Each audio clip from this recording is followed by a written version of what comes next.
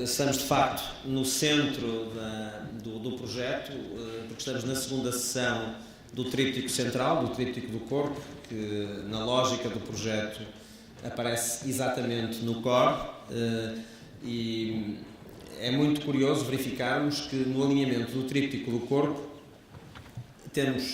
começamos ontem à volta do desterrado e da suave melancolia que se desprendia do desterrado, uma das esculturas mais fantásticas da história da escultura portuguesa, mas que é uma escultura, conforme concluímos ontem também, que de certa forma representa um pouco o nosso imaginário, mas como o nosso imaginário não é só depressivo, é ciclotímico, como dizem os psicanalistas da situação, pareceu-me particularmente oportuno que, a seguir a essa melancolia abandonada do desterrado, tivéssemos esta obra possante, paroxística, em que o corpo se afirma a partir das suas crises e das suas convulsões. É um pastel de óleo da Paula Rego, chamado justamente Possessão.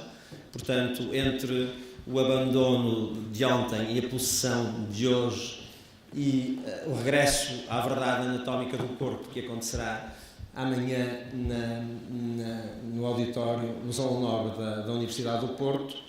Agradeço a presença dos convidados de hoje, que, como veem, configuram a sessão. O Ricardo Nicolau, curador e crítico, falará da arte possuída pelo corpo. Eu tentei inverter um pouco a lógica das participações. O João Lopes falará dos exorcismos da imagem, não propriamente da questão do exorcista, mas da questão do facto da imagem ser um instrumento exorcístico.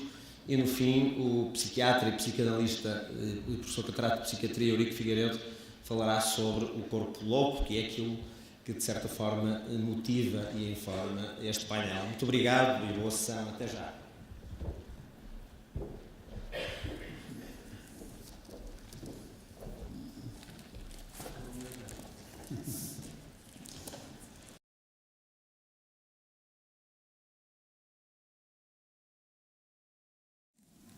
Presos barões da droga, apreendidos 1,5 milhões de euros em notas, carros e ouro. Tim Segal, This is New, 2003. Era mais ou menos assim, e a estupefação das pessoas quando entravam no museu era mais ou menos a mesma que vocês devem estar a sentir neste momento, porque era assim que as pessoas eram recebidas quando, mais ou menos um mês depois da exposição da Paula Rego ter encerrado aqui no museu, ela aconteceu entre outubro de 2004 e final de janeiro de 2005, se não estou em erro. Eu ainda não trabalhava aqui no museu quando a exposição aconteceu, mas um mês depois inaugurou uma exposição de um artista chamado Tim Segal, e é uma exposição que se pode consultar, como todas as que fizemos, no site de Serralves, mas não se vai encontrar uma única imagem da exposição. O visitante da exposição, e eu aqui ponho comas entre a palavra, era recebido pelos recepcionistas, que eram simultaneamente performers, com uma frase que não era esta, a instrução era: leiam a frase do dia e depois digam o meu nome e o título da obra e o ano em que ela foi realizada, ou em que ela foi concebida e pensada. E, portanto, em 2005, ler-se-iam notícias que faziam as parangonas dos jornais de 2005, como eu acabei de ler, uma notícia que fazia a parangona no jornal de hoje. O Tim Segal é um artista bastante mais novo que a Paula Rego, nasceu em 76, nasceu no meu ano, portanto eu vou dizer que ele é um jovem artista, e não é português, é germânico e britânico, tem dupla nacionalidade. E se eu falo dele é por vários motivos. Porque é um ótimo pretexto para depois se falar da Paula Rego, porque a sua arte ou o seu trabalho é eminentemente performativo, e é importante quando se olha para esta obra, e até pelo facto de estarmos no auditório de Serralves, pensarmos na sua relação com as artes do corpo e com as artes performativas. Aliás, parece-me que a termos uma obra visível no auditório é coerente termos a Paula Rego e a termos uma obra num palco e mais ou menos teatralizada também é coerente era Paula Rego, mas já lá vamos. Mas falava no Tim Segal e continuam perplexos porque é que eu estou a falar de outro artista que não a Paula Rego. Porque o título desta sessão se chama Corpo Possuído. E o Tim Segal, este artista a quem eu me refiro, tinha como a exposição, entre comas mais uma vez, uma série de instruções para que pessoas que trabalham no museu, desde curadores aos recepcionistas, às pessoas que fazem as visitas guiadas, os monitores, desempenharem uma série de ações eminentemente performativas. Portanto, ele fazia um casting e instruía as pessoas antes da exposição inaugural, instruía as pessoas, e depois faz isso que é inédito e muito curioso no mundo das artes, que é proibir que as tais ações performativas sejam filmadas, fotografadas ou registadas. Portanto, eu que assisti a algumas, porventura mentirei se as descrever, mas a única forma de transmitir o trabalho do Tim Segal é justamente este, descrever aquilo que se viu. E tem de se ver, de facto, para se transmitir. O que coloca alguns problemas, que não são, obviamente, o assunto a tratar aqui hoje à noite, mas colocam alguns problemas à instituição museu. E colocam alguns desafios à maneira como o museu funciona. Como, aliás, muitos ou os melhores artistas costumam colocar problemas à instituição museu, e depois acontece aquilo que é simultaneamente a grande mais-valia e a grande derrota do Museu de Arte Contemporânea, que é: não há nada que o Museu de Arte Contemporânea não receba. Não há nada que não possa acontecer dentro do Museu de Arte Contemporânea. Portanto, os artistas que, principalmente nos anos 60, pensaram: vou colocar dentro do museu algo que seja tão pouco expectável ou tão pouco relacionável com aquilo que as pessoas estão à espera de encontrar no Museu de Arte Contemporânea, que vou implodir as fronteiras do museu. Mentira. A grande derrota aquilo que conseguiram foi que o museu se transformasse e que crescesse ao ponto de engolir todas as propostas que os artistas fizeram. Mas isto é um longo parênteses que eu vou terminar aqui. E quando é que chegamos à Paula Rego? Entre as ações performativas que o Tim Segal pediu a várias pessoas que trabalhavam no museu para fazer, estavam umas que eram a tradução perfeita do corpo possuído. Eu lembro-me de não trabalhar em Serralves, mas vir visitar o museu ou ver uma exposição. E estava a ver, durante a minha visita a uma exposição, não sabia que estava, na verdade, a experienciar duas exposições. Não sei porque é que não fui à recepção e não percebi logo que o Tim Segal estava a mostrar trabalho aqui no museu, mas o facto é que não sabia. E fui surpreendidíssimo por isto, que foi essa feliz coincidência de visitar o museu no dia exato em que o ex-diretor do museu, o João Fernandes, estava a fazer uma visita à exposição que estava a ser apresentada paralelamente ao Tim Segal. E a instrução que o Tim Segal tinha dado a todos os monitores de exposições é que, durante a visita, e sem nenhum tipo de pré-aviso, começassem a ter convulsões e com uma voz gutural se voltassem para o público, que eram as pessoas que estavam a ser guiadas naquela visita, e dissessem, eu agora não quero mentir, a frase era esta: What do you think this is about? Mas com uma voz gutural e com um aspecto, eu lembro-me de pensar, ficar indeciso entre: ok, estou no Museu de Arte Contemporânea e, portanto, isto terá alguma relação com arte, ou então o diretor do museu está a ter um ataque qualquer e precisa ser auxiliado muito rapidamente. Porque, na verdade, a posição corporal e a voz do João Fernandes, na altura, eram qualquer coisa que ficava entre o Thriller do Michael Jackson e o Exorcista. E aquilo que ele perguntava ao público, com a tal voz gutural, era: What do you think this is about? Tim Segal, 2003, This is about. E a visita continuava, normalmente. 5 minutos depois, o João voltava a ter um ataque epilético e perguntava: So now, what do you think this is about?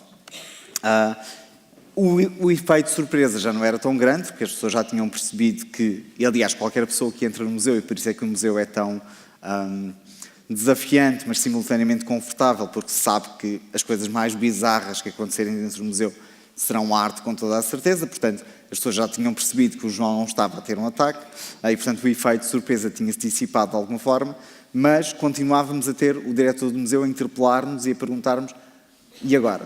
O que é que vocês acham que isto é? O que só é mais interessante porque era num contexto de uma visita guiada, ou visita orientada, como agora se costuma dizer, em que supostamente estamos a transmitir informações úteis para o público para que possa, depois de ter ferramentas para pensar sobre as obras. E, portanto, o que nós tínhamos aqui era, primeiro, e já vão perceber como é que eu vou saltar para Paula Rego a seguir a isto. Primeiro tínhamos um corpo possuído e depois tínhamos um corpo possuído que, ao contrário daquilo que se promete quando se diz vou fazer-te uma visita guiada, estava, de certa forma, a confessar que estava sem palavras. E como estava sem palavras, estava, de certa forma, a somatizar. E eu agora estou a falar em sem palavras, e cura pela palavra, e somatizar. Já perceberam que isto é um léxico que tem a ver com psicanálise, e fico particularmente tímido porque tenho ao meu lado alguém muito mais habilitado para falar sobre estas coisas do que eu. Isto para vos dizer que o corpo, ou o corpo possuído, não tem de ser obrigatoriamente a representação do corpo, ou a representação do corpo possuído. Pode ser outra coisa. E pode ser, nomeadamente, uma performance ao vivo, e não a representação de uma performance que aconteceu. Aliás, é bastante sintomático, se quisermos, que o Tino Segal é justamente o artista que coloca ou que leva o ao vivo ao paroxismo quando impede que circulem imagens que documentem as suas ações. Aliás, há pessoas que dizem: passámos do famoso mal do arquivo para o mal do documento. Fetichizamos tanto os documentos, a fotocópia dos anos 60 e dos anos 70, que de repente o museu parece ter tornado o local para, de alguma maneira, embalsamar coisas que foram vivas e já não são. E, portanto, o Tino Segal impede que se embalsamem, de alguma maneira, as peças dele, e nenhum museu daqui a 30 anos vai estar a apresentar documentação alguma sobre aquilo que o Tino Segal faz ou fez, na medida em que não existe nada para mostrar. Aliás, eu convido-vos a fazer o exercício de irem ao nosso site, ao site de Ralves, e procurarem a exposição de Tino Segal. Aquilo que vocês vão encontrar é um texto que na altura foi encomendado a um crítico de arte galego, espanhol, e não há rigorosamente nenhuma imagem. E, portanto, estou aqui a falar de corpo possuído, de somatizar, de cura pela palavra, e o motivo que nos levou, em primeiro lugar, a estarmos aqui reunidos tem a ver com isto. Basta olhar para perceberem que tem muito que ver com tudo isto que eu acabei de arrolar, de descrever.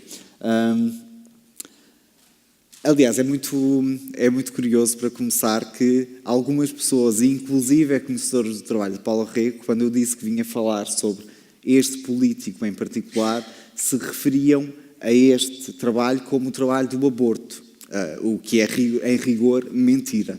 De facto, a Paula Rego fez um trabalho que tem diretamente, não tangencialmente, que ver com a questão do aborto, no final dos anos 90, se não estou em erro, mas este trabalho em particular não é sobre...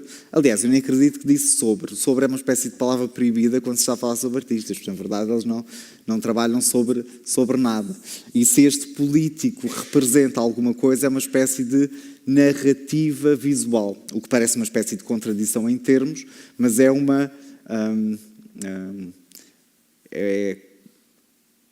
o consciencializar-se por parte da artista, no caso, de que não estamos a falar de ninguém histérico ou que tenha sido diagnosticada como tendo uma doença qualquer, mas como assumindo que aquilo que pode fazer enquanto artista visual é justamente plasmar em objetos essa incapacidade de tudo traduzir num discurso escrito ou num discurso verbal. O que é que isto tem a ver com o corpo possuído?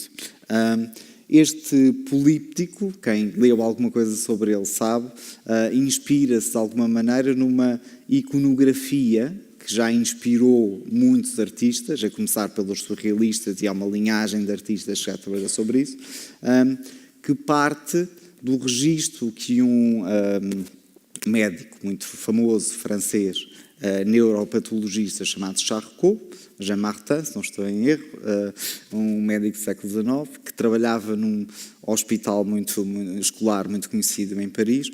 Ele organizava todas as terças-feiras umas sessões em que registava, através de fotografias, aquilo que para ele seria o catálogo de patologias clínicas, em especial da histeria. Não era o objetivo dele relacionar diretamente a histeria com a mulher, não era dizer a histeria é uma coisa feminina, mas a verdade é que o tal catálogo fotográfico, ou tal manancial de iconografia sobre esta patologia, tem basicamente mulheres. E tem basicamente mulheres que, segundo o Charcot, e até segundo o Freud, que foi aluno dele, era uma tradução, ou isto é, apresentavam a histeria como uma espécie de corpo, isto é, de memória que não existe de um acontecimento traumático e que de alguma forma é traduzido pela memória do corpo. Isto é, um acontecimento quando é suficientemente traumático, estou tímido mais uma vez, quando é suficientemente traumático, fica na memória do corpo, mas é de alguma forma apagado daquilo que nós entendemos como memória. E, portanto, a histeria, se quisermos, seria uma espécie de a memória do corpo a falar e, portanto, a cura para a histeria seria a cura pela palavra. Arranjar um discurso escrito ou falado que, de alguma forma, permitisse canalizar o tal acontecimento traumático e, dessa forma, curar o paciente. As imagens a que eu me refiro, as tais fotografias, não são, em rigor, demasiado diferentes em termos de posições corporais, em termos de expressões faciais. Aliás, os surrealistas gostaram muito ou olharam atentamente para a tal iconografia da patologia, porque havia essa coisa curiosa de, eu já digo feminino, a histérica ou a histeria, ser, em termos iconográficos, perigosamente próxima do êxtase místico, por exemplo, ou de outro tipo de êxtases que não estritamente a patologia. E isso interessou muito aos surrealistas. Uma coisa curiosa também sobre a qual várias pessoas escreveram quando se referiram concretamente a este político foi o facto de, como acontece em muitas outras obras da Paula Rego, em que, aliás, ao jantar, antes de virmos para aqui, falávamos sobre isso, o que é que nas mulheres da Paula Rego é a vítima ou é o contrário da vítima, ou de que forma é que a Paula Rego consegue transformar a vítima numa espécie de avesso, digo avesso para não dizer oposto da vítima, daí o bestiário, as meninas más, concretamente. Mas dizia eu que neste político, ou nesta relação com o Charcot, diz muita gente que já escreveu sobre ela que há, e daí a relação com a tal inversão do papel de vítima, há uma inversão mais ou menos bizarra ou estranha da relação do psicanalista com o paciente. Normalmente o psicanalista está atrás do divã e, neste caso, o espectador está à frente, está a ver uma cena que o psicanalista não deveria ver ou deveria ver do ângulo contrário. E, portanto, há uma espécie de, simultaneamente, de transformar a patologia numa espécie de espetáculo quase erótico para o homem ver, se quisermos, ou transformar a mulher numa espécie de espetáculo patológico / erótico para o homem ver, mas por outro lado há esta espécie de descaramento de mostrar logo ao espectador, o que transforma a potencial vítima mais ou menos apática de olhares num ser que é todo o contrário disso, num ser que sabe que está a ser observado. O que é que me ocorre dizer mais sobre este político? Sabem que eu estou a ver o político aqui instalado pela primeira vez. Não vim cá à tarde quando instalaram e confesso que estou muito surpreendido, e não é pejorativo isto, é muito agradavelmente surpreendido pela forma como o político está exposto e pela forma como estou a ver. E aliás há uma... Como dizer isto? Se eu comecei por falar do Tino Segal apresentando... Aquilo que eu fiz não foi a performance, não foi a obra. Como a questão que nós podemos colocar quando olhamos para Paula Rego aqui é: estamos a olhar para a obra? É claro que estamos a olhar para a obra. É claro que estamos a olhar para a obra original. Mas o contexto em que a obra é apresentada não mudará radicalmente a forma como nós olhamos para ela. Isto é, eu estou a assumir que eu não estou... porque não fui incumbido para isso, porque ninguém me instruiu para. Portanto, eu quando falei no Tino Segal, ou quando li uma frase que o próprio Tino Segal podia pedir-me para ler, eu não assumi que estava a desempenhar uma performance do Tino Segal. Neste caso muito concreto, a questão é quando nós estamos num auditório a olhar para uma obra que está num palco, estaremos nós a olhar para a obra e não será este contexto diferente útil para se pensar no estatuto da obra de arte também. O facto de estarmos num auditório e de eu estar aqui sentado num palco leva-me a pensar numa questão que tem sido muito debatida nos últimos tempos. Vou tentar sintetizar. Aliás, vou tentar mesmo sintetizar, porque eu não sei quanto tempo é que já estou a usar. Tem 5 minutos, bem. Ok. Que é este facto, que para quem trabalha com arte contemporânea é fonte de surpresa, mas também de pensamento, que é o teatro, o cenário, era por definição o pior inimigo das artes visuais. Isto é, quando eu há bocado disse que era da idade do Tino Segal, que era um jovem artista. Agora vou parecer um velho relho quando disser isto. Quando eu, nos anos 90, comecei a escrever sobre arte, o pior que um crítico de arte podia dizer sobre uma obra, ou sobre um artista, ou sobre uma exposição, é que ela era teatral, ou que ela era cenográfica. E pelo contrário, hoje, o maior elogio que se pode fazer a um artista é dizer que a obra dele se relaciona com o teatro, que se relaciona com a voz, que se relaciona que tem um caráter cenográfico. Portanto, tudo isso passou de o pior dos ataques para o maior dos elogios. O que me leva, aliás, caricaturando, não há hoje inauguração de jovem artista que não tenha um ator ou 2 atores, amadores ou profissionais, a ler um texto. Isso seria o impensável lá há 10, 15 anos atrás. Seria o pior que um artista podia fazer. Como replicar de alguma forma isto que nós estamos a viver hoje, que é uma audiência olhar para mim enquanto falo, é hoje um dos métodos muito usados pelos artistas, o que é curioso. E eu, pensando sobre isto, eu não tenho respostas para isto, acho que para aquilo que interessa ao artista, ou que interessa muito para o artista hoje, e que o leva a aproximar-se do teatro, é justamente dizer que não existe nada na obra de arte que seja essencialmente artístico, ou, melhor dizendo, que não tenha nada que não tenha nenhum tipo de essencialidade do ponto de vista artístico. Isto é, uma obra de arte não é uma obra de arte porque tenha alguma coisa que a distinga dos outros objetos do mundo. Aquilo que a distingue é o contexto em que ela é vista.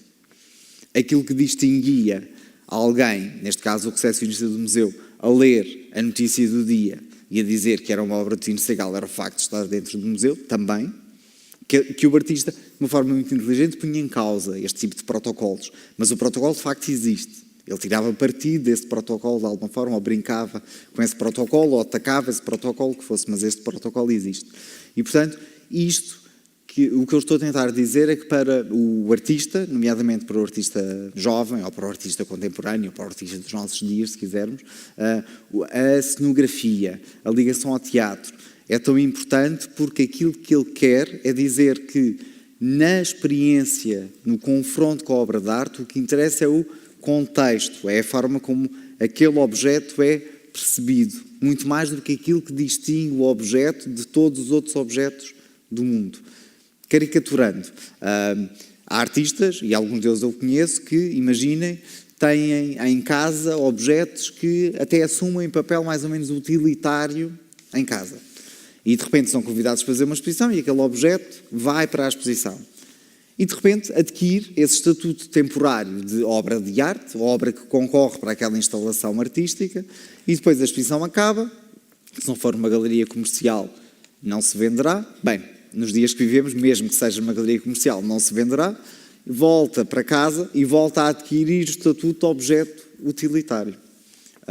E portanto, isto, ou os tais protocolos a que eu me referi, que têm a ver com teatro, é uma forma dos artistas sublinharem isto sem chegarem a este tipo de caricatura. Sublinharem que o confronto que nós, espectadores, ou nós, visitantes de museus ou de galerias, temos com o objeto, não é com objetos que tenham qualquer tipo de essência artística, mas é com objetos que são apresentados num contexto que nos leva a percebê-los enquanto objetos artísticos. Voltando ao político. 3 minutos. 3 minutos. Vou tentar ser breve. Uma coisa que acontece neste político, e não acontece, que é de 2004, é do ano justamente em que a Paulo Rego inaugurou no museu essa grande exposição que foi tão bem sucedida, a todos os níveis, não só obviamente ao nível de público, só de afluência de público ao museu, a nível de fortuna crítica, etc. Mas não é neste ano que ela começa a pintar antes, mas de facto estamos perante uma obra em que ela usa uma técnica muito particular, que é o pastel. E em que, portanto, podemos presumir, ou podemos assumir, que estamos a assistir quase a duas performances. Estamos a assistir à performance da modelo que ela desenhou, que ela pintou, e pintou no estúdio dela, e estamos a assistir à performance da própria Paula Rego, porque este tipo de suporte que ela utiliza, ou que começou a utilizar nos anos 90, significa que é impossível olhar para uma obra sem que ela quase conte, ou nos conte, a história da sua própria feitura. É quase impossível esquecer o corpo da própria Paula Rego quando ela está a fazer isto. Como é impossível, obviamente, esquecer o corpo da modelo que esteve a pousar para ela quando ela estava a fazer. Portanto, houve uma performance, ou alguma coisa eminentemente performativa. Aliás, houve duas performances, ou estamos a assistir a duas coisas eminentemente performativas quando estamos a olhar para o político. O que me leva, e agora vou, de certa forma, voltar atrás e falar um bocadinho sobre, em 2 minutos ou num minuto e meio, que é aquilo que me resta, falar um bocadinho sobre alguma coisa que aflorei no início, mas não cheguei a concretizar, que é essa feliz coincidência, ou não, de estarmos todos aqui a falar de corpo, ou de estarmos todos, pelo menos eu, a falar de performance, num sítio, no auditório do Museu de Serralves, que tem múltiplas valências, que serve muito bem para isto, para refletir, para falar, para discutir, para pensar, mas também serve, é bom não esquecer, para assistir, para que assistamos, ou que nos permite assistir a performances, que nos permite assistir ou ver corpos, ou ver ao vivo coisas enquanto acontecem. E aliás, quando o Paulo me convidou para falar sobre este tema, eu achei, claro, eu gosto em particular desta obra, de Paula Rego, terei todo o prazer em falar sobre ela, mas gosto também muito, em particular, da ideia de falar sobre a relação do corpo com o espaço onde vou falar, com o auditório, e com a instituição, aquilo que ela representa em termos de relação com o corpo. Aí agora não vou falar de corpo possuído, ou corpo patológico, ou corpo saudável, com o corpo em geral. E é muito curioso, é quase um lugar comum hoje, toda a gente já ouviu isto uma dezena de vezes, pelo menos, de diversas bocas, mas toda a gente já ouviu, como dizia, dizer que a coleção de Serralves começa nos anos 60 porque alguém reconheceu a década de 60 como a década em que houve suficientemente fortes mudanças de paradigma na arte contemporânea para que se possa assumir como uma espécie de charneira, onde aliás acabaria a arte moderna e começaria a arte contemporânea. E depois, e o que é que representa essa charneira? O que é que aconteceu de facto nos anos 60? E uma das coisas que aconteceu de facto nos anos 60 foi uma inédita atenção ao corpo. Mas uma inédita atenção ao corpo que não é o corpo atlético, ou pode não ser o corpo atlético, pode não ser o corpo dos bailarinos, pode não ser o corpo perfeito, pode ser o corpo do cotidiano, podem ser ações do cotidiano. Aliás, é muito curioso que o Tino Segal, o artista a que eu me referia, seja um artista visual, que por acaso é formado em dança e em economia. É bom saber que podem coexistir estas duas áreas, ou que alguém se possa interessar por estas duas áreas em simultâneo. Mas, portanto, é um artista visual, como dizia, que faz uma série de peças que têm, eu ia dizer eminentemente, não é tangencialmente, tem diretamente que ver com a história da dança e com a ligação da história da dança à história das artes visuais. Voltando à ideia de charneira, uma das coisas muito importantes que aconteceu nos anos 60, e que, aliás, toda a gente que visitou o museu no último ano e meio pôde testemunhar isso de alguma forma, foi a inédita colaboração entre artistas oriundos de várias áreas, nomeadamente vindos da dança, com artistas visuais. Portanto, os artistas importantes, ou que nós aprendemos a reconhecer enquanto artistas importantes nos anos 60 e 70, foram simultaneamente, se nós estudarmos um bocadinho mais, os artistas que estavam em contacto direto com coreógrafos, com bailarinos, com compositores, e portanto é impossível dissociar nomes como Yvonne Rainer ou a Trisha Brown, que foi alvo de uma quase retrospectiva ano passado aqui no museu, mas portanto estou a falar de coreógrafos e de bailarinos. É impossível dissociá-los daquilo que nomes importantes e que estão representados na nossa coleção, aliás, estavam a fazer nos anos 60 e que era, de alguma forma, eu não vou dizer parecido, mas algumas vezes complementar, muitas vezes colaboravam mesmo, de facto, e que era darem uma atenção inédita à ação ou às ações que o nosso corpo desempenha. E quando eu falo do nosso corpo, falo do meu corpo e da maioria das pessoas, que não é o corpo atlético, ou treinado para dançar, ou é o corpo dito normal, mas as ações cotidianas que esse corpo desempenha. Escalpelizar de alguma maneira ou quase colocar em câmara lenta, metaforicamente falando, essas ações até ao ponto de nós percebermos, e mais uma vez de uma forma inédita, a importância que algumas ações que nós tendemos a encarar como corriqueiras podem desempenhar para se pensar na relação do corpo e do gesto com a nossa vida. Por mais pomposo que isto pareça. Outra coisa, eu já excedi o tempo, mas acho que ainda me dão 2 ou 3 minutos de tolerância. 1,5.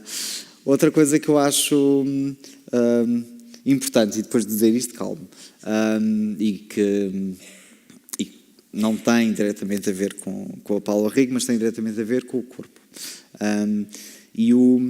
Trabalhar com o corpo, ou trabalhar especificamente com o Tino Segal, vocês imaginem o desafio que foi para o museu. Aliás, eu só posso imaginar porque eu não estava aqui. Mas então, convida-se um artista que não permite que se fotografe, que não permite que se divulgue, que não permite que se comunique. E de repente, quer dizer, metade ou mais de metade dos departamentos que trabalham no Museu de Arte Contemporânea, obviamente ficam a pensar, e agora? Como é que eu vou comunicar, como é que eu vou divulgar, como é que isto pode acontecer, de facto. O facto de não só se ter feito mais uma vez, entre comas, a exposição, o facto de ser patrocinado, ou se terem patrocinado os tais castings onde o Tim Segal escolheu e instruiu as várias pessoas que desempenharam os tais performances durante o período da dita exposição. E o facto de, e isto é que é importante, não se saber de antemão exatamente o que iria acontecer, concorre também para esse tal desafio para o museu, no fundo, que é uma coisa que é impossível de cristalizar, porque as ações performativas têm este condão, se nós quisermos, de nos mostrar que as coisas não têm de estar cristalizadas para que aconteçam. E a atenção ao corpo é para mim sempre uma lição de como trabalhar com alguma coisa que é impossível de cristalizar. Aliás, e eu agora termino, mas atrevo-me a replicar ou a repetir,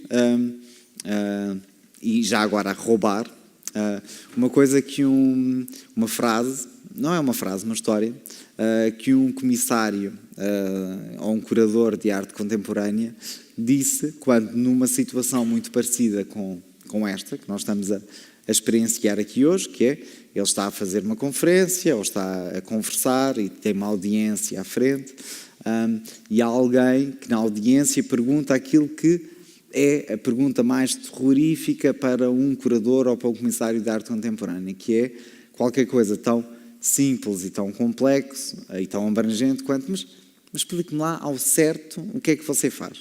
O que é que faz um comissário? O que é que faz um curador de arte contemporânea? E ele emprega, para responder, uma metáfora hoteleira, o que não é de estranhar, visto que não há quem conheça melhor hotéis do que curadores de arte contemporânea, não é? Ou se podem fazer metáforas é justamente com os hotéis, que devem ser os sítios que melhor conhecem, e ele diz isto que é aparentemente críptico. Ser comissário ou ser curador é não deixar fechar a porta do elevador.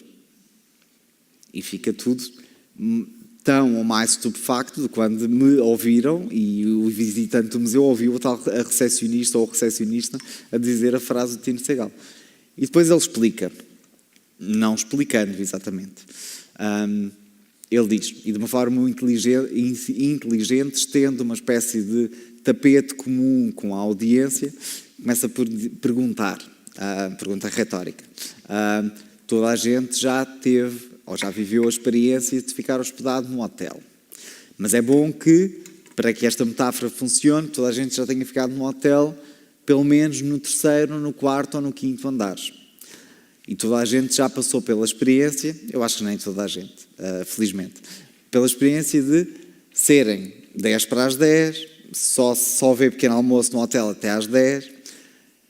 90% das pessoas que são hospedadas naquele hotel também têm a ideia de ir tomar o pequeno almoço às 10 e, portanto, o único elevador está permanentemente não só congestionado como parado ou não chega. E está-se ali a premir o botão e de repente chega o elevador e é um milagre que acontece, as portas abrem-se e a pessoa que está ao nosso lado e que vai tomar o pequeno almoço connosco lembra-se que se esqueceu de alguma coisa no quarto. O que é uma desgraça porque como o elevador vai fechar, vai descer e não vai subir a não ser depois das 10h10, quando já se perdeu o pequeno almoço.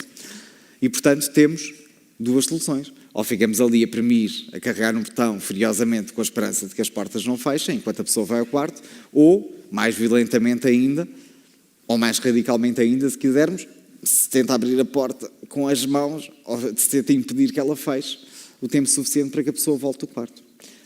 O que é que já agora chamava-se Andrew Renton, o curador que diz isto, e é mais ou menos conhecido, ou pelo menos potencialmente conhecido do público do Porto, porque ele nos anos 90 fez uma exposição nas Moais das Harmonia, se não estou em erro, que se chamava A Mala Perdida de Walter Benjamin, um filósofo alemão. Aliás, então, o irónico é que o catálogo da Mala Perdida de Walter Benjamin ficou perdido nas reservas da Câmara Municipal do Porto até há uns meses atrás. Portanto, houve alguma coisa que se perdeu e durante muitos anos. Mas dizia eu que o Andrew Renton na minha interpretação desta metáfora hoteleira, aquilo que queria dizer é que para o curador de arte contemporâneo, o grande desafio, e por isso é que eu estou a dizer que trabalhar com o corpo pode ser uma lição, ou trabalhar com pessoas que trabalham com o corpo, melhor dizendo, pode ser uma grande lição. O grande desafio é não deixar o elevador fechar, na medida em que o seu papel tem de ser sempre, e reparem como isto é quase uma aporia, ao se pede o impossível, não deixar ou não pedir ao artista para cristalizar prematuramente os seus projetos para o museu, isto é, garantir que ele pode mudar de ideias, que a coisa não tem de corresponder exatamente àquilo que ele definiu com o comissário há uns meses atrás como aquilo que iria ser a exposição, mas ao mesmo tempo ir alimentando, e aqui é que está o grande desafio, ir alimentando os vários departamentos que em cada museu, não vou dizer que preferiam que a exposição se cristalizasse, mas precisam de ter informações sobre a exposição para trabalhar, para a comunicar, para a divulgar, etc.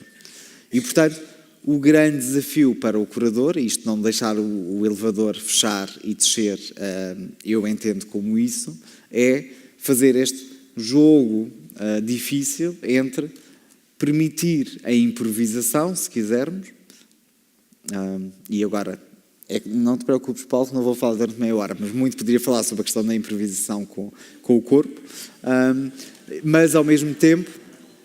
Temos que finalizar, mas finaliza se for de uma forma... Não, mas é assim, não, eu ia mesmo finalizar, só não queria deixar a metáfora à mãe, porque ela é tão críptica que ninguém iria perceber se não a fechasse. Portanto, e agora, atando os vários nós que fui deixando soltos, isto que disse de uma forma que não foi premeditada, seria uma grande desculpa minha agora dizer, foi premeditadamente atabalhoada. Mentira, saiu como saiu. Mas o facto é que queria relacionar a obra da Paula Rego, que nos trouxe aqui, com a ideia de corpo possuído, e por isso é que fui buscar, ou fui falar na obra de Tino Segal, mas ao mesmo tempo com a ideia de que trabalhar com o corpo é uma espécie de avesso da ideia de cristalização. E por isso é que acabo, fiquem descansados, acabo mesmo, com esta metáfora do elevador, ou com esta metáfora hoteleira. Muito obrigado pela vossa paciência. Obrigado, Ricardo, por teres mantido aberta a porta do elevador.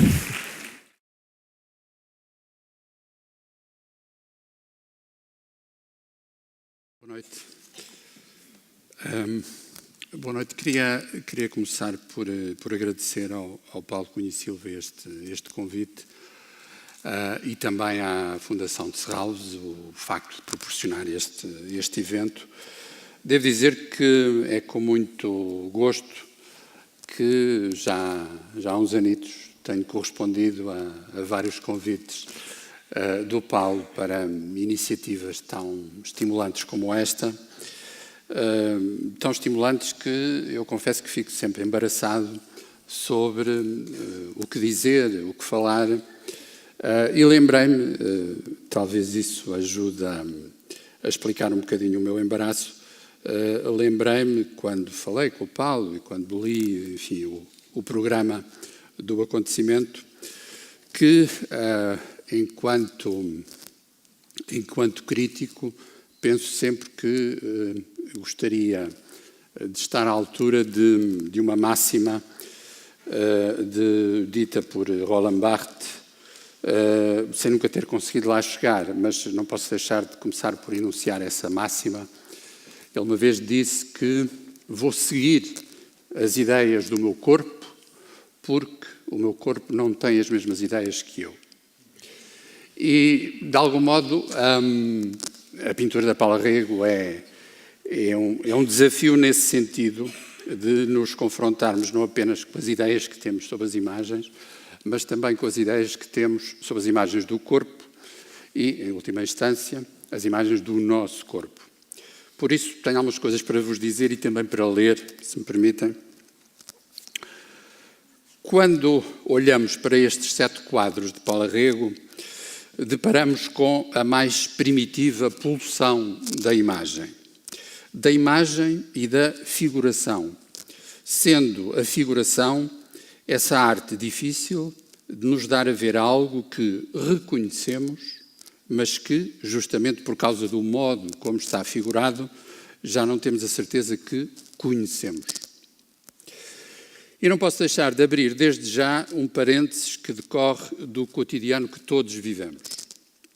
Assim, não quero fazer destas minhas palavras um mero réquiem contra as imagens televisivas, muito menos contra toda a televisão, mas não posso deixar de lembrar que esse equilíbrio instável entre conhecimento e reconhecimento é qualquer coisa que, na maior parte das situações, a televisão recalca ou, pura e simplesmente, ignora. Muitas vezes, em boa verdade, todos os dias, a imagem televisiva e, sobretudo, a imagem televisiva de cariz jornalístico apresenta-se como banal instrumento de reprodução.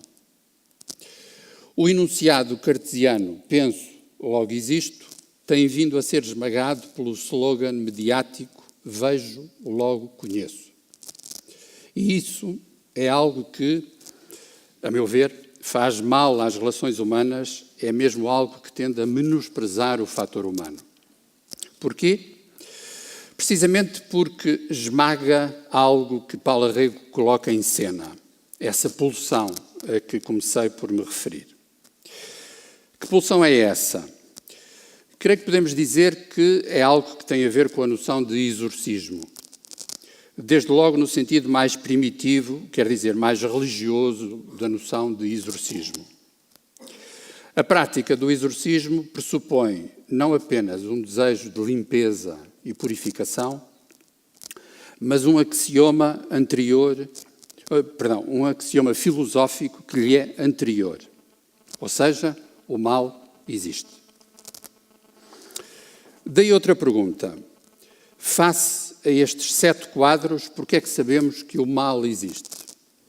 E não vou sequer empolar o facto de serem não 6, não 8, mas 7 os quadros. Sabemos que o mal existe, não tanto pelo que nos é dado ver, mas por algo que perpassa nos quadros, algo que, sendo um elemento visceral da pintura, eu chamaria também uma componente subtilmente cinematográfica. Dito de outro modo, sabemos que alguém está a olhar.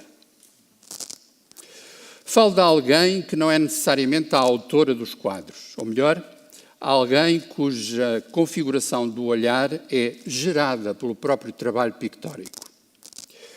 Não é alguém que possamos identificar por um corpo ou um nome, a sua existência é intensamente formal, a ponto de nos escapar a sua definição material. Há talvez uma maneira muito linear de dizer isto. Se identificamos um estado de possessão, o político chama-se justamente possessão, se identificamos um estado de possessão, isso significa também que tem de haver um lugar não possuído, a partir do qual é possível identificar e nomear a possessão. Esse lugar é, por assim dizer, a utopia individual do espectador. Eu vejo, mas não estou lá. Ou pelo menos julgo não estar. Daí que vos proponho um resumo drástico, certamente muito discutível, de muitos, mas mesmo muitos séculos da história da pintura, que a meu ver ecoa no trabalho de Paulo Rego. É qualquer coisa, insisto, que de modo drástico eu definiria a partir de um quadro que todos reconhecemos. Las Meninas, de Velázquez. Há uma pintura antes de Las Meninas que, em cada uma das suas manifestações, diz: eis uma representação do mundo. Com Las Meninas instaura-se um novo dispositivo. Eis o mundo representado a partir de um ponto de vista. Las Meninas data de 1656. E não tem, obviamente, nada de acidental que, 3 séculos depois, em 1957, Pablo Picasso tenha produzido uma série imensa de 58 variações sobre Las Meninas. Para além de tudo o que estava em jogo na sua relação com um símbolo da Idade de Ouro espanhola, Picasso explorava e, por assim dizer, exacerbava uma questão fulcral herdada do cubismo, a saber, o que é um ponto de vista. Ou ainda, de que modo a proliferação de pontos de vista pode funcionar como exorcismo da própria imagem e dos seus poderes de figuração. Há ainda uma outra maneira de perguntar tudo isto, mesmo sem entrarmos na discussão conceptual da verdade, e já agora deixem-me abrir um parênteses para dizer que no meu papel, verdade está escrita com maiúscula, mesmo sem entrarmos na discussão conceptual da verdade, se considerarmos que a verdade é um valor intrínseco da dimensão humana, como é que a imagem nos coloca nos caminhos atribulados da verdade? No século XX, e quando digo século XX estou a pensá-lo desde logo como o século do cinema, a relação das imagens com a verdade está marcada, mais do que isso, assombrada, pelo modo como vimos e vemos esse facto devastador que é o Holocausto. Porquê? Porque o Holocausto envolve uma verdade de tal modo violenta que, nem que seja por um medo basicamente biológico, nos faz não querer olhar as suas imagens. Jean-Luc Godard, homem do cinema, intransigentemente do cinema, identificou uma vez a tragédia figurativa que está em jogo. Disse ele que depois da Segunda Guerra Mundial, a diretriz moral, jamais plus, nunca mais, foi essencial, mas foi também insuficiente. Faltou ver mais as imagens do Holocausto e, sobretudo, faltou vê-las de outra maneira. Porque, afinal, a imagem pode envolver um radicalismo que nasce daquilo que nela não está. Ou, para aplicarmos um conceito eminentemente cinematográfico, daquilo que está fora de campo.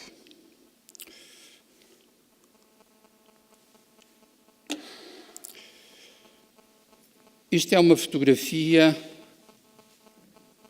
do dia 20 de abril de 1938. Posso ter o meu copo de água?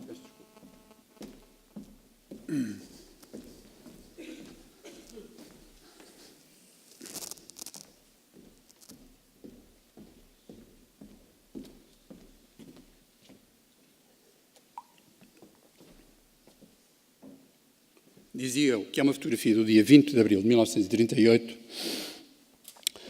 de uma cerimónia intitulada Festa do Povo e que foi organizada para o lançamento do filme Olímpia, sobre os Jogos Olímpicos de Berlim de 1936. Vemos na imagem a realizadora do filme, Leni Riefenstahl, a cumprimentar Adolf Hitler. Não é possível olhar para esta imagem sem pensar justamente o que está fora de campo. Ou seja, acho que é importante dizer que em relação a qualquer imagem é melhor desistirmos da ideia de que podemos ter uma relação pura, original, com a imagem, seja ela qual for, porque a imagem é também qualquer coisa que acumula história. E com o passar do tempo, justamente, não deixa de ser de um simbolismo muito perturbante que, para além dessa informação visual que temos no centro, em baixo, que é um folheto, um cartaz do próprio filme, Olímpia, para além disso, de repente parece ter acontecido qualquer coisa, um pouco por efeito do flash, que fez com que o cenário ficasse quase rasurado. Pressentimos os seres humanos que estão a assistir, mas digamos que as duas personagens se figuraram e configuraram num símbolo que a história necessariamente iria questionar. É curioso, quando passamos daquela imagem para esta, desapareceu a presença do público. Temos no centro da imagem um sargento, tenente, não sei, numa pose absolutamente casual, que reflete, de facto, o valor de instantâneo da imagem. E depois há uma coisa muito estranha, que é a precisão do olhar de Adolf Hitler e o tom estranhamente vago do olhar de Leni Riefenstahl. Dir-se-ia que, e isto não é alheio à história que vem depois, insisto, dir-se-ia que havia uma dificuldade de coincidência dos dois olhares que ainda se sentia nesta imagem e que desapareceu aqui. Enfim, não é esse o tema da nossa conversa, mas saberão certamente que a história pessoal de Leni Riefenstahl é uma história muito reveladora das convulsões mais dramáticas do século XX, por todas as razões, pessoais e coletivas. Isto levou-me a pensar que, antes de mais por causa dos quadros de Paula Rega, é evidente, mas também por coisas que aconteceram no cinema do século XX, que, de facto, há qualquer coisa que tem a ver com a possessão que necessariamente passa pela figuração das mulheres, e eu faço questão em sublinhar que disse das mulheres, não da mulher, e que encontramos em alguns exemplos soltos que eu gostava de vos mostrar. Tippi Hedren nos Pássaros, de Alfred Hitchcock, em 1963. É um exemplo absolutamente modular da importância, simultaneamente narrativa e simbólica, do fora de campo. Mesmo quem nunca tenha visto o filme percebe que naquilo que não vê, naquilo que está fora de campo, há um sentido de ameaça que tem qualquer coisa de devastador. E é curioso porque este processo, que de algum modo apela a um exorcismo, precisamente, isto é, como lidar com esse mal que vem do fora de campo, este processo, por vezes, fecha-se de uma maneira ainda mais perturbante, quando o olhar da personagem não está exatamente para o fora de campo, mas está depositado sobre a sua própria imagem e parece não haver saída entre uma coisa e outra. Catherine Deneuve, em Repulsa, de Roman Polanski, de 1965. O efeito de espelho que encontramos aqui, enfim, quem conhece o filme lembrar-se-á também disso, é tanto mais perturbante quanto o espelho diz, não, esta sou eu, mas como é que posso ser eu? Não sei se conhecem este filme. É um filme que se chama Lilith, que foi lançado em Portugal com o título Lilith e o seu destino, daquele que me parece ser um dos maiores cineastas clássicos americanos, infelizmente muito pouco conhecido, chamado Robert Rossen. É um filme com a Jean Seberg, que está na imagem, e o Warren Beatty, de 1964. E permitam-me um pequeno parênteses, porque acredito que haja muita gente que nunca tenha visto este filme, que me parece ser uma das obras-primas absolutas da história do cinema clássico. É um filme que tem a ver com uma relação entre as duas personagens interpretadas por esses atores, sendo que ela, Lilith, está internada num asilo e ele é um jovem adulto que está a tentar começar uma carreira e que começa a trabalhar precisamente como uma espécie de vigilante, acompanhante desse asilo. Enfim, simplificando, o filme é a história de uma relação amorosa entre os dois que, a pouco e pouco, vai ser assombrada pela loucura que está dentro dela. Esta cena é uma cena em que eles estão no quarto dela e ouvem-se gritos de um dos outros pacientes, gritos lancinantes de desespero, e ela, cada vez mais agitada, pergunta porque é que não o calam. E ele diz, mas o que é que querias que lhe fizessem? E responde, e é o momento que vemos aqui, porque é que não o matam?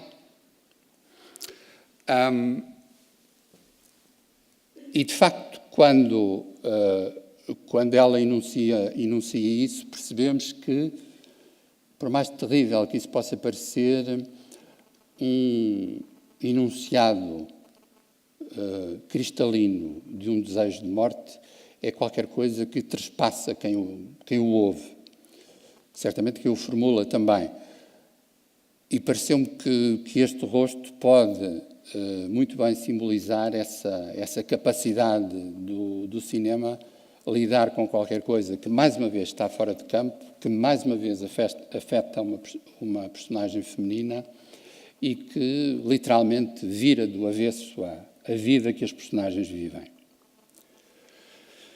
1966, Elie Woolman, obviamente na persona de Ingmar Bergman, é uma imagem que, para além de componentes de algum modo semelhantes ou próximas, cúmplices das imagens que vimos anteriormente,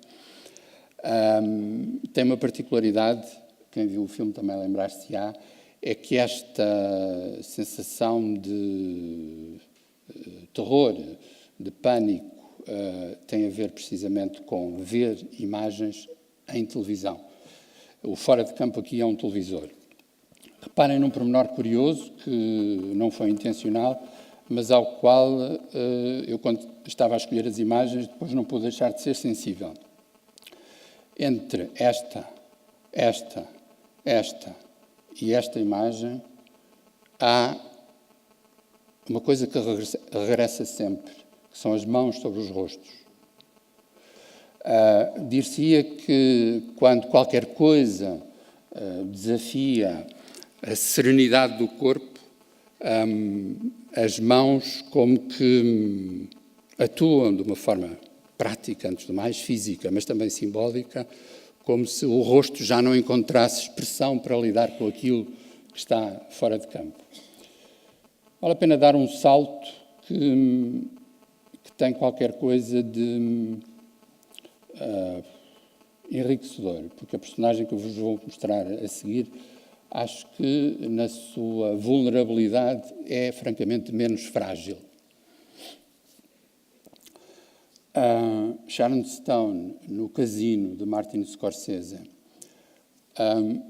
Há aqui uma coisa que a imagem não diz, mas que eu posso dizer e que de algum modo ajuda a contextualizar, é que este olhar do espelho é um olhar para um homem. E dir-se-ia que, não exatamente através da personagem, mas da sua imagem, acreditamos que ela pode lidar com a violência que pode vir do exterior, do fora de campo. O que coloca uma questão que é muito interessante, que é de saber, quando a personagem feminina olha para outra personagem masculina, até que ponto a ilusão de coincidência dos olhares funciona como uma ilusão de conhecimento mútuo. Ou seja, até que ponto o desejo de um conhece o desejo do outro. Eu acho que esta imagem nos diz que se desconhecem em absoluto.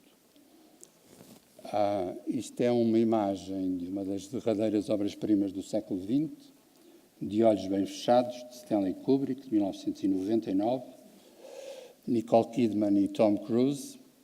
E, enfim, eu acho que a imagem é tão eloquente na sua fisicalidade, não sei se a palavra existe, mas dá jeito. De facto, dir-se-ia que a entrega dela, que ele parece sentir, é desmentida, pelo menos pelo cinema, porque o cinema mostra que o olhar dela está fora de campo, literalmente. Enfim, escusado será dizer que estas imagens, todas elas, mostram que não é possível falar dessa possessão feminina sem falar de algo masculino. E, de alguma maneira, os exemplos que vos dei, de forma sintética, remetem sempre para a possibilidade de funcionamento do par. Por isso queria-vos mostrar esta imagem, sobre a qual eu não sei muito bem o que dizer, quanto mais não seja porque é daquelas imagens que me fascinam em absoluto. Enfim, acho que sei minimamente porque é que me fascina, mas acho que aquilo que possa dizer sobre ela é sempre insuficiente. Sublinharia 2 ou 3 aspectos mais óbvios.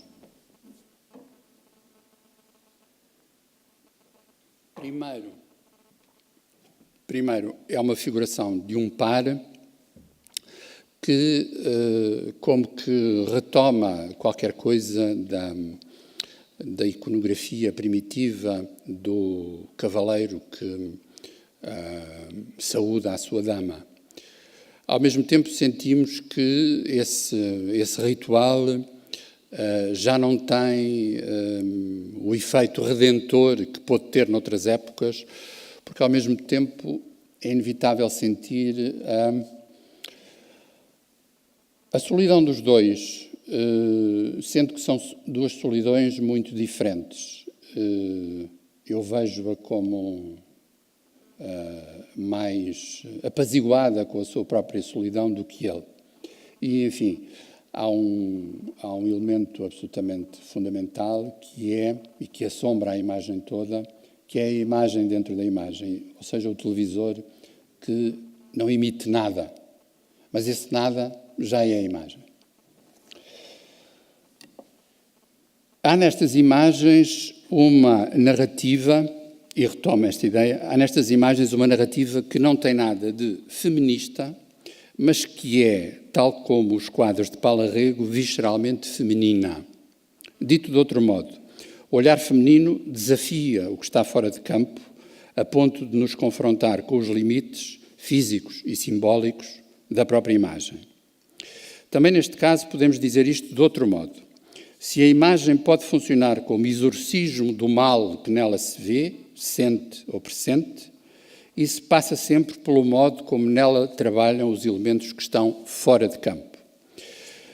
Assim sendo, podemos mesmo acrescentar que a consciência do fora de campo decorre da mais estrita humildade formal.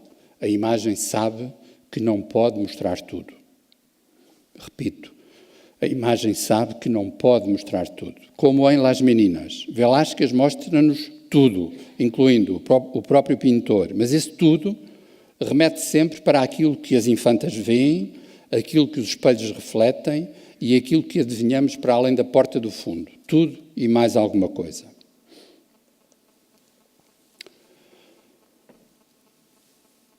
Chama-se New York Movie. É uma imagem, um quadro de Edward Hopper.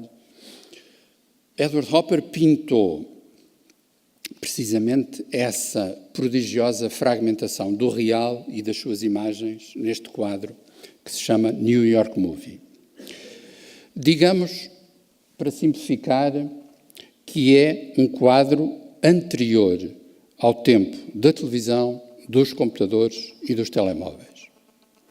É um quadro do tempo em que ainda tínhamos um altar para as imagens. Esse altar era o ecrã de cinema. Agora, televisão, computadores e telemóveis, coisas fascinantes, sem dúvida, favorecem a ilusão de que vemos tudo, sabemos tudo, partilhamos tudo.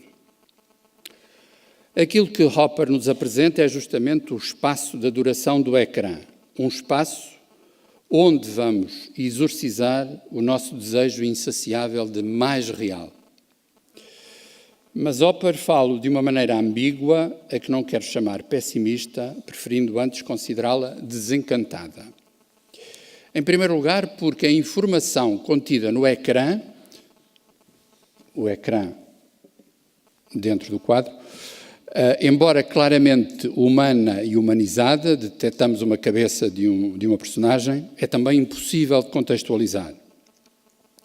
Depois, porque a figura principal, a empregada que guarda a entrada da sala, está entregue a uma história, também ela ilegível, mas, por certo, eminentemente pessoal e intimista.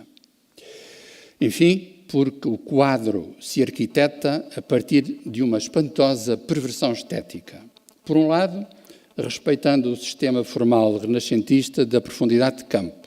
Por outro lado, projetando-nos num ponto de fuga que se confunde com a imensa mancha castanho escuro, ocupada pela coluna que está no centro geométrico do quadro, dividindo em duas zonas, duas narrativas, tão diferentes quanto complementares. É um quadro com data de 1939, ou seja, contemporâneo das fotos de Adolf Hitler e Leni Riefenstahl que vimos no princípio. E não é apenas a data que nos faz sentir que há todo um imenso fora de campo, histórico e político, que, apesar de tudo, nos ajuda a exorcizar a tristeza que se sente lá fora e dentro da própria sala. Aceitar e compreender essa permanente interação do que está dentro e do que está fora, eis a moral figurativa e humana destas pinturas e destes filmes. É uma moral cada vez mais atual, sobretudo porque, no polo oposto, a cultura televisiva dominante entende a imagem de forma totalizante, potencialmente totalitária, ignorando o que está fora de campo. Essa prática televisiva, no seu caráter pueril, diz-nos que vemos tudo. Ora, não é por nos dizerem que vemos tudo que vemos melhor. Ver melhor é mesmo uma arte que passa pela certeza de que nunca vemos tudo. Uma arte que é, talvez, também uma forma de exorcismo. Muito obrigado.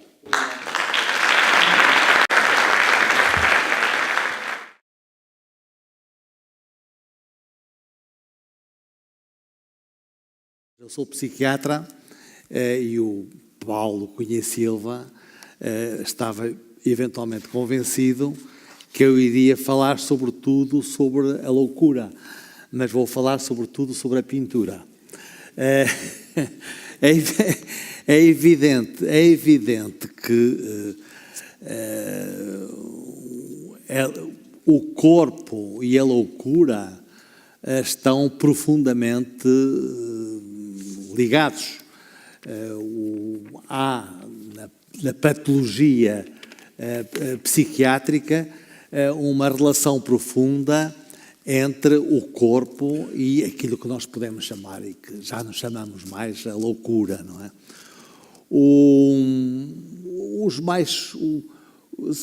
Para falarmos em aspectos, digamos, mais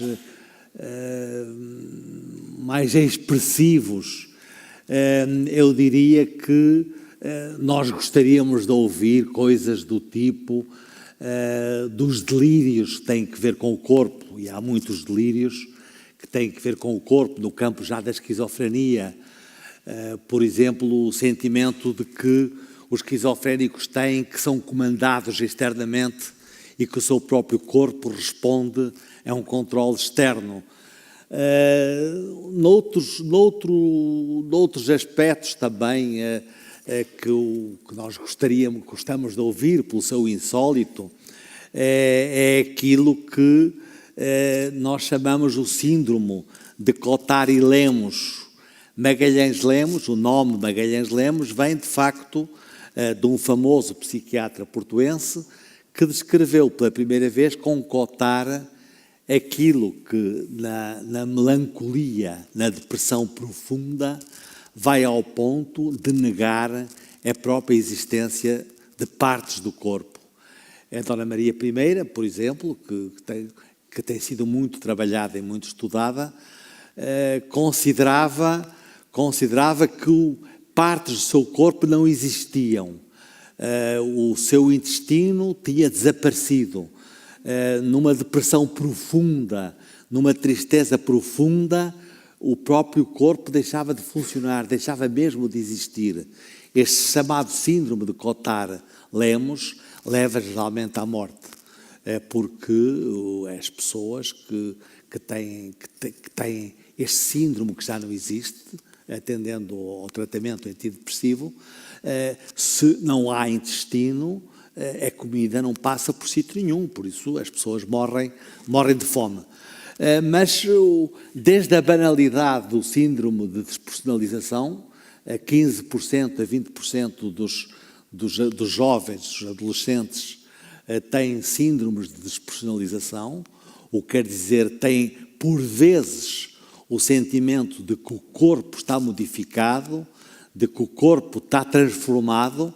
É banal, por isso não tem nada a ver com a patologia, até situações também, digamos, mais patológicas, como a anorexia, que nós, neste momento, tanto somos informados pela comunicação social, em que quase que podíamos dizer que há um delírio no corpo.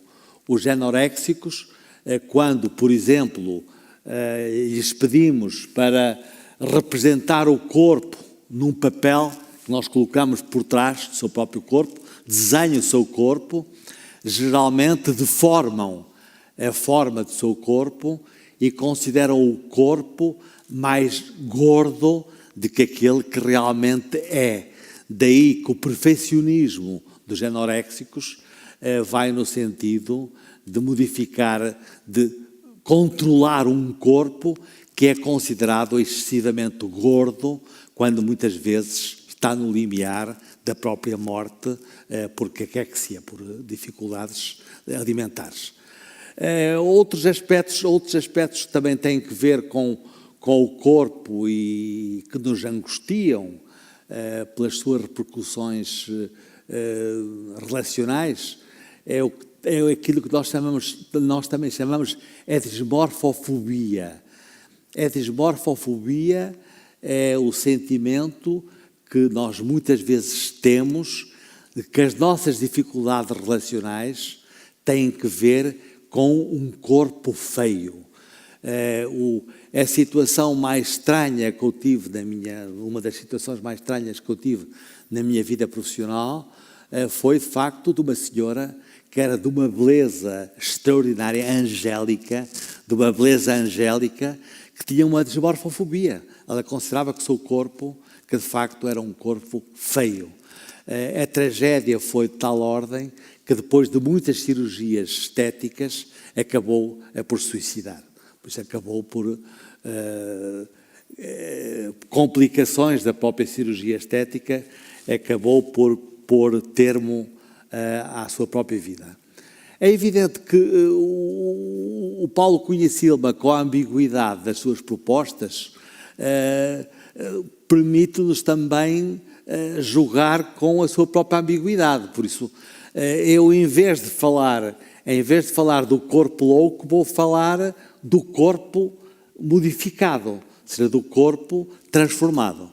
E ao falar do corpo transformado, do corpo modificado, eu direi que a primeira tentativa de ruptura com a nossa tradição, digamos, greco-romana, do corpo perfeito, do corpo belo, do corpo idealizado, há uma ruptura.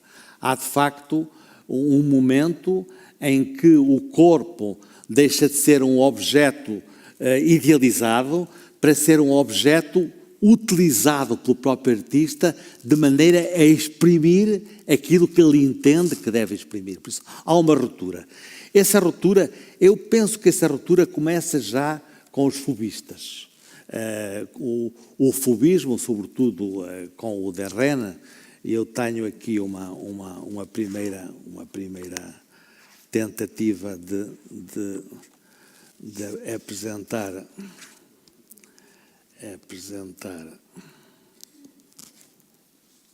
já não sei onde é que está.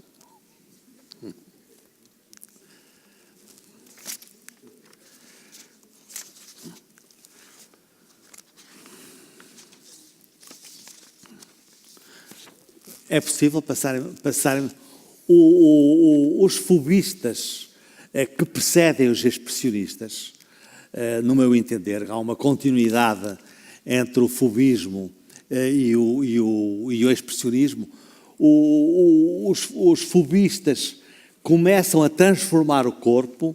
Curiosamente, o Derrenne, que é um dos expoentes máximos do fubismo, tem o cuidado no autorretrato de se apresentar praticamente normal, no nosso sentido de normalidade. Pronto, é um autorretrato, digamos, aceitável. A grande ruptura com a tradição, com a nossa tradição civilizacional, com a tradição greco-romana, faz-se com o famosíssimo e conhecidíssimo Demoiselle d'Avignon.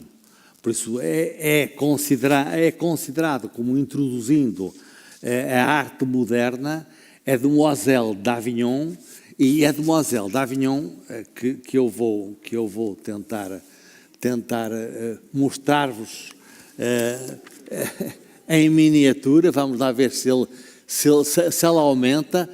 Vocês veem que há uma deformação da face, uma profunda deformação da face, em que chega aos limites do grotesco, sobretudo as duas faces da direita. O corpo humano obedece a partir desta experiência de Picasso, obedece àquilo que o pintor procura exprimir. Por isso, o corpo deixa de ser corpo, se assim pudermos chamar, deixa de ser qualquer coisa que se procura reproduzir, para ser qualquer coisa que exprime a própria necessidade de expressão do próprio artista. A obra do Picasso é excessivamente conhecida para vos lembrar uma das fases mais apaixonantes da obra do Picasso, que são as metamorfoses.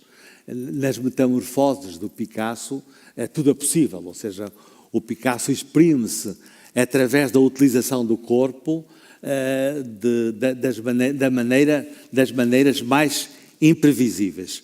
Depois temos uma tradição que é a tradição expressionista, que no meu entender continua a tradição fubista, em que o corpo procura ser a expressão fortíssima de sentimentos. O que nem sempre é verdade, ou seja, apesar do ideologicamente o expressionismo procurar que as modificações do corpo exprimam fortíssimos sentimentos, nós sabemos que, por exemplo, através da transformação do Kandinsky, de um expressionista num pintor introdutor da arte abstrata, que o corpo acaba por introduzir-se num conjunto como que fosse um objeto. Por isso, a força da expressão não é tão relevante, é relevante a pintura como objeto, ou seja, a pintura como qualquer coisa que significa por ela própria e não por aquilo que ela representa. O Kandinsky é, nesse aspecto, um heterodoxo do expressionismo e revela que nem sempre o corpo é expressão para ser qualquer coisa que é integrado num conjunto em que a produção artística é a criação de um objeto que vale por si próprio. Mas toda a gente conhece o celebérrimo grito do Munch, do expressionista Munch. É evidente que a violência dos sentimentos, o horror está extremamente bem representado nessa pintura várias vezes reproduzida do próprio Munch, mas nós temos na tradição expressionista vários pintores que utilizaram sobretudo o corpo como forma de expressão.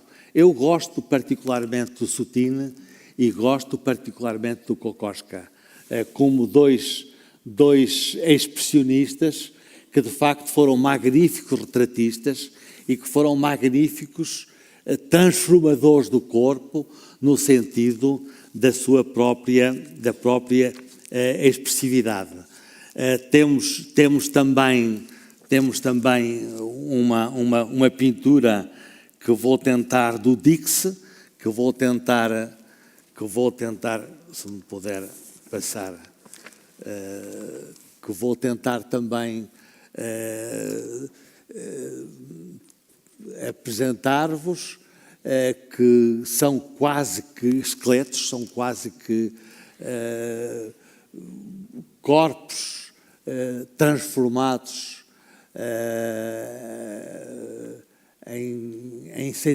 em qualquer coisa que traduz sentimento de insólito, de estranheza. Temos também no Kokoschka, se me puder passar essa.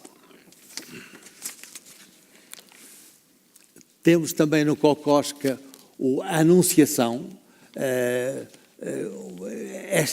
Este anjo é um ser humano, ou seja, como qualquer um de nós, por isso o anjo deixa ser idealizado, deixa ser angelizado para ser um camponês qualquer, e a Virgem Maria é uma camponesa, e apesar desta pintura ser, penso eu, de 1911, na minha memória ainda das nossas camponesas dos anos 30, 40, bem, podia ser perfeitamente uma mulher do nosso campo, por isso transformada em Virgem Maria. Por isso o Kokoschka acaba por utilizar o corpo humano para exprimir o seu próprio desejo de expressão, indiferentemente daquilo que poderia ser representar um anjo e representar uma Virgem Maria de há 2000 anos, não é? Ora, isto tudo para em última representação, vos mostrar até que ponto também a arte bruta utilizou o corpo de uma maneira, numa expressividade que pouco tem que ver com a própria realidade daquilo que se pinta. Há quem considere que o encontro da nossa pintora Paula Rego com o Dubuffet foi um encontro importante, ou seja, como que houvesse fortes relações entre a arte bruta e a arte de Paula Rego. Eu trouxe-vos também duas peças minhas. Trouxe-vos um quadro de um expressionista português completamente desconhecido. É um pintor que é um ortopedista reformado. É um ortopedista que... Este é um autorretrato feito há uns 30 ou 40 anos. Ele tem umas 5 ou 6 pinturas, retratos, que eu comprei-as todas, por isso praticamente são todas minhas. E eu gosto do Cavaco, ele chama-se Cavaco. Eu gosto do Cavaco, e o Cavaco, de facto, teve a ousadia, sendo ortopedista, de fazer um autorretrato meu e da minha mulher, em que até as pernas me partiu. Por isso, ele pôs-me um sapato para um lado, outro sapato para o outro, e inclusive pôs-me 3 pernas. Por isso, ele ousou transformar a mim e a minha mulher. Os meus netos adoram esse quadro, mas eu confesso que o escondi lá numa casa secundária onde pouca gente o vê, e não tive a coragem de vos trazer. esse autorretrato, esse retrato do Eurico Figueiredo e da minha mulher para a vossa consideração. O João Cavaco Vicente Brito é um pintor desconhecido, mas eu penso que é um bom representante da liberdade do expressionismo, estas perninhas que ele praticamente reduzidas a nada, uma cabeça bem estruturada, bem pintada e bem expressiva, e acabei por vos trazer também qualquer coisa que eu penso que é a ruptura profunda que, através das Demoiselles d'Avignon, se traduziu na modificação da relação com o corpo da nossa civilização. Eu penso que a arte africana revolucionou completamente a nossa relação com o corpo. Se vocês são apaixonados pela arte africana, como é o meu caso, vocês verão que praticamente toda a arte africana tem que ver com o corpo. E praticamente toda a arte africana tem que ver com o corpo completamente transformado, ou seja, completamente destruturado, estruturado, destruído, reconstruído. Esta peça é uma peça de museu. No sentido africano do museu, a repetição, como também na tradição japonesa e chinesa, a reprodução não é culpabilizada, por isso a reprodução é uma reprodução, ou seja, este é um feitiço, ou um fetiche, afrancesando a palavra portuguesa, mas que a relação da arte africana com o corpo está aqui bem representada. Este é o feitiço mais mortífero que existe na arte africana. É um feitiço do Congo, como eventualmente vocês sabem, no século XVI, em 1500 e qualquer coisa, o rei do Congo converteu-se ao catolicismo, e ao converter-se ao catolicismo passou a chamar-se Rei Afonso. Rei Afonso em homenagem ao Afonso Henriques. E então o papel que os padres tiveram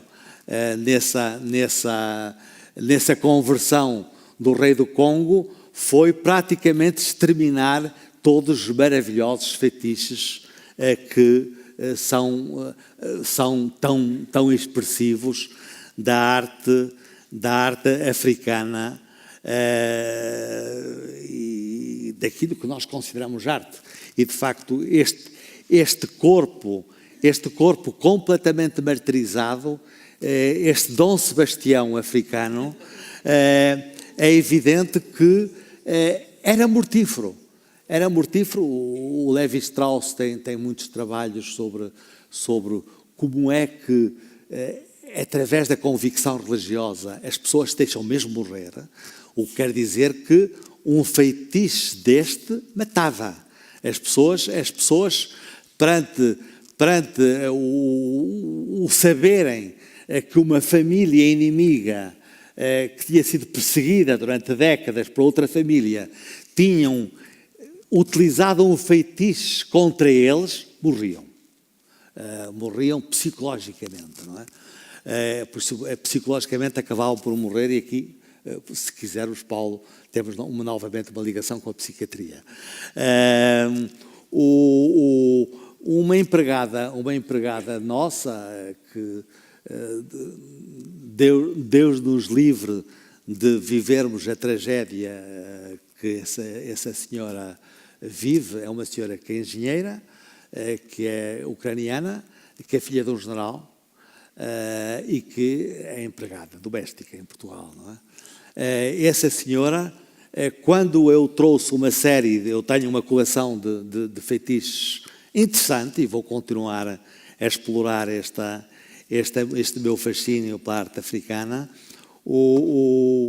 eu tive que lhe jurar que este feitiço tinha sido desconjurado, ou seja, o poder mortífero do feitiço tinha-lhe sido retirado antes de o meter no avião, porque senão ela nem lhe tocava, nem ousava limpar o pó que por acaso envolvia esses feitiços. Vocês podem me perguntar o que é que isto tudo tem com a Paula Rego. Eu digo-vos, o Paulo Cunha Silva tem aquilo que ele merece. Ou seja, perante a ambiguidade da sua proposta, eu apenas vos direi que sou um corpo louco, que sou apaixonado da pintura da Paula Rego, mas confesso que ao ver este conjunto do Charcot, ao fim e ao cabo, a minha perplexidade ainda é grande no sentido de poder dizer qualquer coisa sobre este político. Aquilo que se chamava histeria agora já não se chama histeria, chama-se perturbação somatoforme, faz parte das doenças somatoformes. É evidente que o corpo obedece a causas psicológicas muitas vezes extremamente insólitas. Um caso clínico que eu tive no princípio da minha vida profissional aqui no Porto foi de uma senhora que deixou de falar. E deixou de falar porque recebia cartas anónimas. Isto está publicado, por isso não, com a autorização da própria senhora, por isso não estou a transgredir da minha deontologia profissional, mas essa senhora recebia cartas anónimas e cartas pornográficas, não é? Até que um dia ela descobriu que quem lhe escrevia as cartas pornográficas era um irmão que era soldado naquela altura. E o trauma foi de tal ordem que ela deixou de falar, e além de deixou de falar, deixou de lembrar. Por isso, houve um esquecimento total da própria informação que ela teve. Eu utilizei a hipnose, eu nessa altura utilizava bastante a hipnose, utilizei a hipnose para poder desbloquear a situação de afonia, chamei o irmão à minha presença, falamos os três, e eu informei o irmão que se ele continuasse com as cartas anónimas que eu convidava os pais a virem também ao meu consultório e que os informaria da atividade epistolar do próprio irmão. Por isso, a minha perplexidade perante a Paula Rego, que eu acho fascinante, é muito grande, por isso pouco terei a dizer, e apenas quero-vos agradecer a vossa atenção e quero agradecer ao Paulo, a partida que lhe preguei, de falar mais de pintura do que falar mais de loucura. Muito obrigado.